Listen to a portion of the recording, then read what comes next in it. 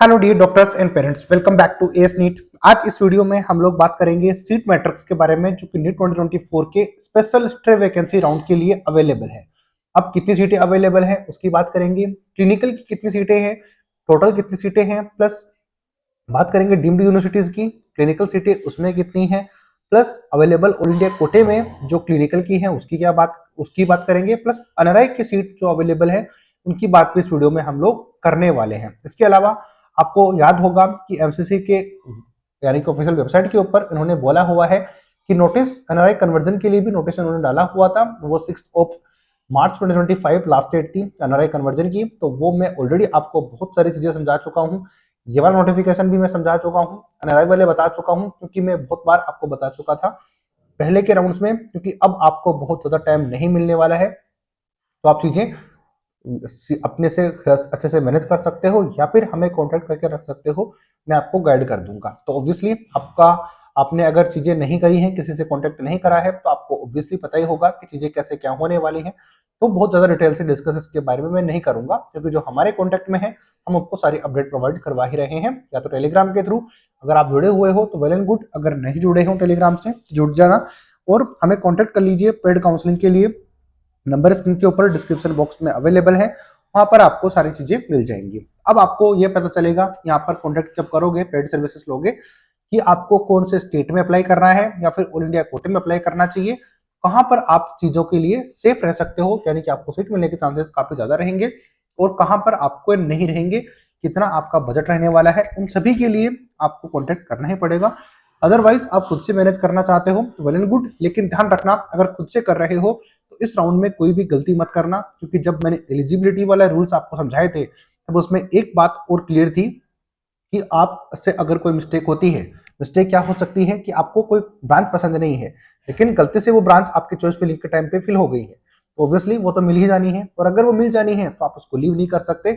अगर लीव कर दिए हैं तो 2025 में नहीं बैठ पाओगे। ये रूल्स मैं आपको काफी टाइम पहले समझा चुका हूँ। तो गलती से भी कोई गलती मत करना। अगर किसी को कुछ 2-4-5 हजार रुपए देकर चॉइस फिलिंग या फिर एक चीज करवा रहे हो, तो फिर आपको बेनिफिट हो सकता है 25-30 हजार रुपए अगर आपके लग रहे हैं, तो वहां से आप अपने 2 लाख रुपीज अगर प्राइवेट के हैं तो सेव कर सकते हो, जो कि अब 5 लाख रुपए हो चुके हैं, क्योंकि 3 लाख रुपए आपको एक्स्ट्रा पे करने पड़े थे। और अगर गवर्नमेंट कॉलेज है तो वहां पर भी 75,000 रुपीज आपके हो गए हैं, क्योंकि 25,000 आपने पहले पे करे और 50,000 अभी पे कर दिए हैं। तो आपके लिए जरूरी है। अब इतना चीजें मैंने क्यों डिस्कस की, जो कि सीट मैट्रिक्स की बात में करने वाला था, ताकि आपसे गलती से भी गलती ना हो। अगर इस चैनल को आप फॉलो करते हो, सब्सक्राइब करते हो, तो हमारा काम है कि हम आपको डिटेल से चीजें वो समझाएं जहां पर आपकी गलती होने के चांसेस होते हैं। तो चॉइस फिलिंग ध्यान से करना, रजिस्ट्रेशन तो आपने कर ही दिए होंगे। बाकी कोई भी क्वेरीज है तो कॉन्टेक्ट जरूर करिएगा पेड सर्विसेज के लिए। चलो अभी बात कर लेते हैं कि सीटें वैकेंट है, कौन सी ब्रांच आपको मिलने की पॉसिबिलिटीज है और नहीं है। बात करेंगे यहाँ पर, लास्ट में मैंने ओपन किया हुआ है तो यहाँ पर आपको टोटल सीट्स का नंबर दिखेगा 733। यहाँ पर आपको टोटल 733 सीटें वैकेंट दिख ही रही हैं। अब इसमें से कौन सी कैटेगरी की कितनी सीटें हैं उसके बारे में बात करेंगे। उससे पहले मैं आपको यह दिखा देता हूं कि कौन कौन सी ब्रांचेस की सीटें यहाँ पर आपके लिए अवेलेबल है, क्योंकि हायर क्लिनिकल ब्रांचेस आप देख रहे होंगे तो उसमें आपकी क्या चांसेस हैं उसकी बात करेंगे। अब थोड़ा सा मैं इसको ऊपर स्क्रॉल करूंगा तो यहाँ पर आपको anatomy, forensic medicine, micro, ophthalma, ophthalmology, psychiatry, यानी कि फिजियोलॉजी, ये सब दिख रही है। लेकिन हम चलते हैं रेडियो प्लस डर्मा, इन सभी चीजों के लिए। तो यहाँ पर देखेंगे कि डर्मा की सीट अभी भी अवेलेबल है, जो कि गवर्नमेंट मेडिकल कॉलेज में आंध्र प्रदेश में।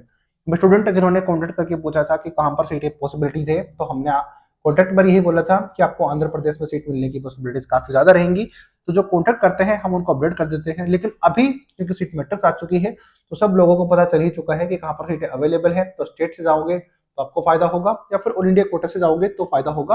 ये मैं आपको डिस्कस कर कर हम बताते हैं। तो अभी एक सीट अवेलेबल है, तो आप सोच के देखो, अगर आप ये सीट देख रहे हो तो आप सोच के देखो कि जितने स्टूडेंट हैं जिन्होंने की नीट का एग्जाम दिया था, अब उनको भी चाहिए है या फिर नहीं चाहिए है। बहुत ही कॉमन सेंस की बात है कि वो उनको सबको चाहिए, तो वो ले सकते हैं। इसके अलावा साइकेट्री की बात करेंगे, बाकी चीजों की बात करेंगे। ईएनटी भी सीट अवेलेबल है, ईएनटी की सीट भी अवेलेबल है, ये भी आप चेक करो। कॉलेजेस का नाम चेक कर लो, स्टेट देख लो आंध्र प्रदेश। याद करो जिन्हें स्टूडेंट ने कॉन्टेक्ट किया था तो हमने एक ही चीज बताई थी कि यहाँ पर चीजें इस तरीके से पॉसिबल हो पाएंगी।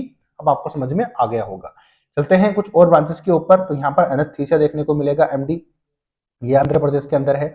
ऑर्थोपेडिक्स देखने को मिलेगा, ये भी आंध्र प्रदेश में है। जनरल सर्जरी आंध्र प्रदेश में है। ऑप्था आंध्र प्रदेश में है। मीडिया भी आंध्र प्रदेश में है। और साइकेट्री सॉरी फिजियोलॉजी ये भी अवेलेबल है। मतलब हर एक ब्रांच मीडिया एक बार फिर देखने को मिलेगी आंध्र प्रदेश में। कॉलेजेस का नाम अलग अलग है, लेकिन आपको सीट मिलने की पॉसिबिलिटीज है या फिर नहीं है, ये आप खुद से आइडिया लगा के देखो कि कितने ज्यादा चांसेस रहते हैं अगर आप सही गाइडेंस के थ्रू अभी सीट लेने जाते हो तो। ये मैंने बता दी। अब ये टोटल 39 पेजेस है, इनको सभी को तो मैं आपको एक्सप्लेन नहीं कर सकता, लेकिन आपको ये एग्जांपल देके मैंने आपको ये समझा दिया है कि सीटें कितनी वैकेंट है। अब ईएनटी देखो, यहाँ पर बिहार में भी अवेलेबल है। नालंदा मेडिकल कॉलेज के अंदर एक सीट अवेलेबल है। कैटेगरी वाइज चीजों को चेक कर सकते हो आप। अब ऑल इंडिया कोटे में अवेलेबल है, तो यहाँ से आप ये भी आइडिया लगा सकते हो कि स्टेट में भी पॉसिबल हो सकती है। अब उस स्टेट के थ्रू आपके रैंक के अकॉर्डिंग कितनी कट ऑफ जा सकती है, आपको एडमिशन मिलेगा नहीं मिलेगा, क्या पॉसिबिलिटीज है, कितना बजट रहेगा, उसके लिए कॉन्टेक्ट आप करके रखिए, आपको हेल्प यहाँ पर हो सकती है। ओब्वियसली चार्जेस रहेंगे, लेकिन आपको अपडेट इस तरीके से मिल सकती है, तो आपको फायदा हो जाएगा, आपके पैसे भी सेव हो जाएंगे, क्योंकि गलत जगह पर आप नहीं डाल पाओगे। तो ये कंप्लीट डिटेल है। इसमें चलते हैं अब वहां पर मैं आपको बताना चाह रहा था कि 39 पेज के ऊपर अपन चलते हैं और आपको मैं ये बताता हूँ टोटल सीटें कितनी वैकेंट है, जो कि मैं बता चुका हूँ कि 733 टोटल 733 सीट्स अवेलेबल है। अब इसमें से चलते हैं कि कौन सी कितनी अवेलेबल है। तो अगर क्लिनिकल की सीट की बात करेंगे, यानी कि क्लिनिकल सीट्स की बात करेंगे, क्लिनिकल सीट है डीम्ड कॉलेजेस के अंदर, डीम्ड के अंदर है, तो उनका नंबर है यहाँ पर 17 सीटें डीम्ड के अंदर अवेलेबल है। अब इसमें से एनआरआई की सीट भी अवेलेबल है और बाकी पेड सीट भी अवेलेबल है। तो अगर आप में से कोई एनआरआई है, एडमिशन लेना चाहता है, तो आप दिए गए नंबर पे कांटेक्ट जरूर करना, आपको हेल्प हो सकती है। यहाँ पर बाकी चीजें हम कॉल पर डिस्कस कर पाएंगे, तो जरूर कॉन्टेक्ट करेगा।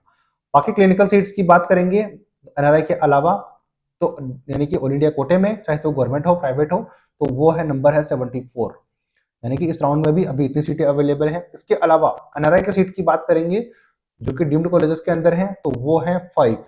एनआरआई की 5 सीटें हैं, नॉर्मल सीटें हैं 17 और बाकी हैं 74 सीटें। तो इन सभी को ऐड कर दिया जाए तो ये 92 प्लस सीटें हो जाती हैं। 92 सीटें हो जाएंगी यहाँ पर, आप चेक करोगे, यानी कि 96 सीट टोटल हो जाएगी। 96 सीट हो सकती है टोटल, 96 या फिर 90 प्लस सीटें आपकी ऐसे अवेलेबल है जहां पर आपको एडमिशन मिलने की पॉसिबिलिटीज है। इसमें क्लिनिकल प्लस नॉन क्लिनिकल सारे ब्रांचेस आपके लिए अवेलेबल हैं। सॉरी, क्लिनिकल ब्रांचेस मैंने आपको कैलकुलेट करके बताया कि 90 प्लस आपकी क्लिनिकल की ब्रांचेस हैं 733 सीट्स के अंदर में से। तो ये थी कंप्लीट डिटेल के सीट मैट्रिक्स में से कितनी सीटें अवेलेबल हैं। अब कौन से स्टेट में है ये आप इधर से देख ही लोगे, तो बाकी कॉन्टेक्ट करोगे, आप पता चल ही जाएगा कि आपकी स्कोर और रैंक के ऊपर आपको सीट मिल पाएगी या फिर नहीं मिल पाएगी। तो उसके लिए चैनल को सब्सक्राइब कर लीजिए, टेलीग्राम को ज्वाइन कर लीजिए और कॉन्टेक्ट करके बता दीजिए कि आपको सीट लेनी है या फिर नहीं लेनी। और अगर तो ऑल इंडिया में चांस आपके नहीं है, तो कौन से स्टेट में आपके बेटर चांस बनेंगे, तो उसके लिए भी आपको गाइडेंस यहाँ पर मिल जाएगी। मैं अजय शर्मा एस नेट के थ्रू पूरी गाइड आपको प्रोवाइड करवाता हूँ इस चैनल के ऊपर। तो चैनल को लाइक करना, सब्सक्राइब करना, ज्यादा से ज्यादा शेयर करना। तब मिलेंगे नए अपडेट नए वीडियो के साथ, तब तक जय हिंद जय भारत।